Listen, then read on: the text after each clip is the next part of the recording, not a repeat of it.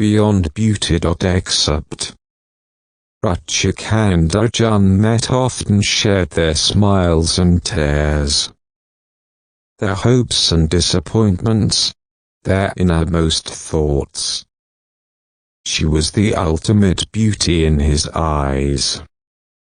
Her large kohl-lined dreamy eyes, the curling eyelashes, beautifully arched eyebrows, a sharp nose prettified by small sparkling nose pin, slightly sulking pink lips, creamy whiteness of her heart-shaped face crowned by a halo of black wavy hair falling to her waist, all held him transfixed. He gradually absorbed her slender build, demurely clothed in pale pink chiffon knee-length dress and her dainty feet encased in open sandals. There was an aura of mesmerizing exquisiteness around her. Arjun's heart was palpitating. He must have stared at her unblinkingly for many moments. The girl who had just crossed her teens noticed Arjun's stare. She smiled slightly. Late previous evening during the college dance party, she had been introduced to Arjun by a common friend. Not that they could meet and talk at any length. That morning she was waiting in the bus stop to go to college, and Arjun had stopped his motor bike at the side, finding her waiting. Their eyes meeting. He waved at her, and after a few seconds' hesitation, she reciprocated. He said, "Ruchika, want to go to college?" She smiled again. "I am sure you are also going there." "Why not?" Both of them rode to the college. Months passed by. Ruchika and Arjun met often, shared their smiles and tears, their hopes and disappointments, their innermost thoughts. That Sunday morning it was raining. They had already made their plans the day earlier to go to the stretch of the forest about 50 km away from the city towards northeast. The rain didn't deter them. They rode through rain. It was becoming lighter. Through the deserted roads, and reached the edge of the forest. By that time the rain had totally stopped. Sun was beginning to shine in its full glory. The forest looked intense green, washed in rain. Sun rays penetrating through leaves and branches, reflecting golden light around, reaching ground in hide-and-seek patterns, revealing small rivulets of water running in various directions. Chirping of birds and other creatures were audible in varying volumes. They stood there absorbing the bounty of the nature. "Let's go in and have fun," Arjun said, took hold of Ruchika's hand and started walking.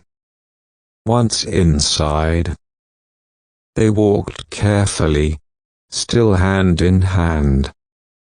About an hour and a half later, they stopped short at the edge of a small pond surrounded by shrubs and growth so dense that the water was virtually hidden. Ruchika said, "Oh my God." I was about to fall in. Arjun peered through the undergrowth. Water is curiously yellow in color. The foliage touching the water seemed to have shriveled. all around. Can smell something funny.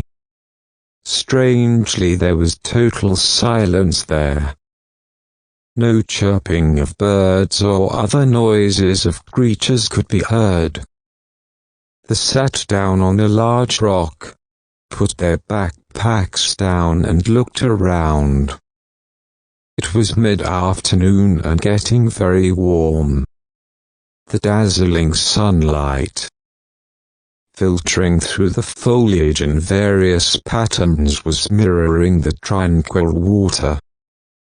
Arjun got up and said, "Ruchika, let me find some dry woods around so that we can light a small fire and heat our picnic." Lunch. Ruchika waited alone, feeling slightly uncomfortable. The strange silence and the peculiar smell emitting from the pond disturbed her. All of a sudden, out of corner of her eyes, she saw a cloud of smog moving towards her across the pond. Before she could realize, it had enveloped her. As her world turned into dirty white, she started to feel an intense pain in her face. Her eyes started burning in a way she had never felt before. Her hair and scalp seemed to be on fire. She screamed in agony, "Arjun, save me! I am burning." She got up blindly, staggering to get away from that lethal cloud. Arjun was not far away.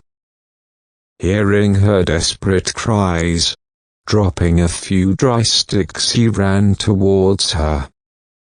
While running, thoughts crossed his mind. What could be the problem?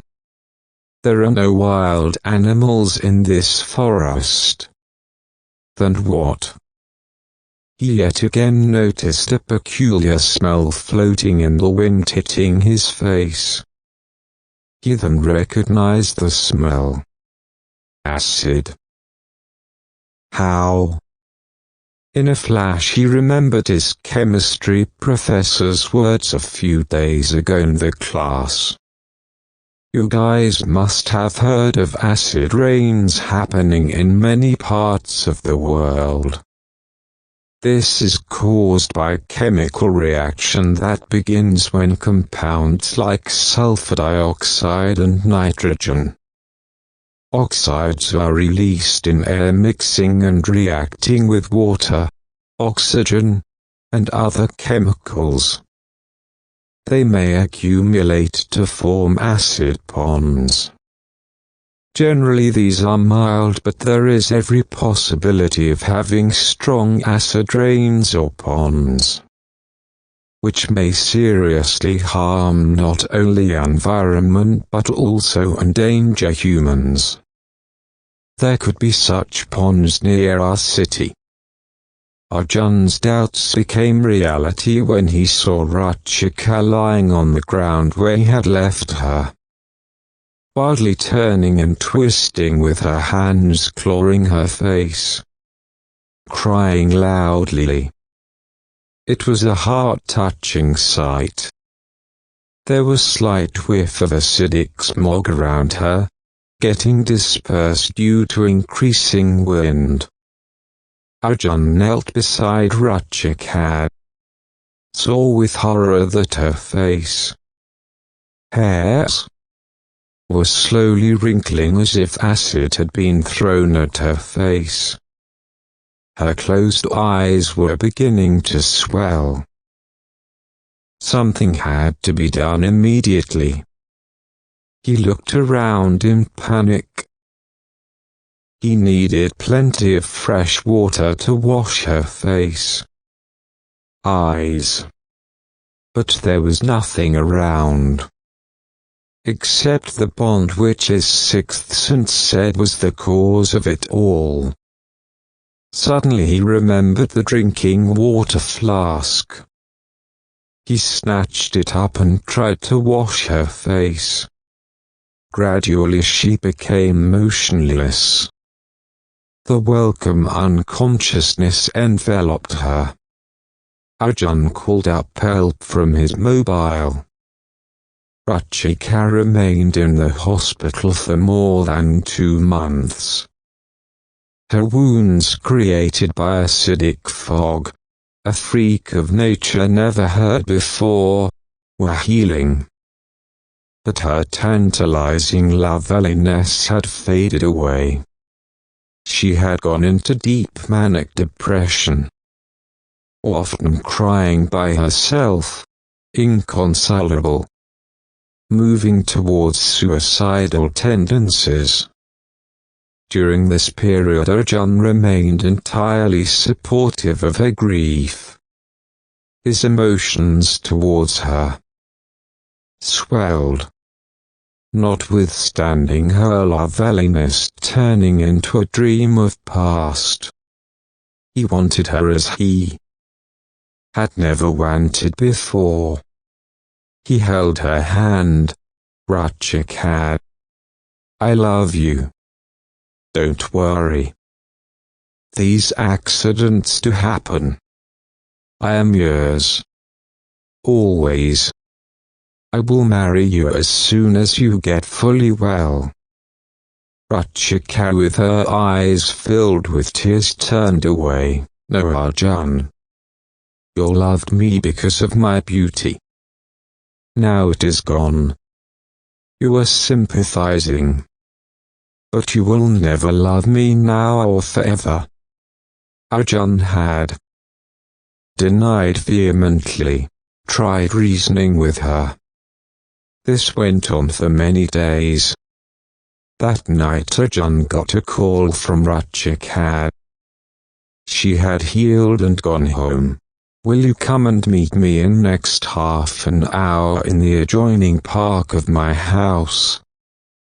Arjun was waiting in the park with tense expectation, sitting on a bench below a lamp. Its yellow illumination covering only that area. Maybe she would accept him. He saw her coming.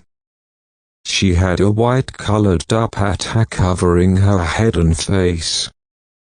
Arjun got up, took hold of her hand and made her sit on the bench alongside him. "Tell me, Ruchika," he said gently. She didn't reply.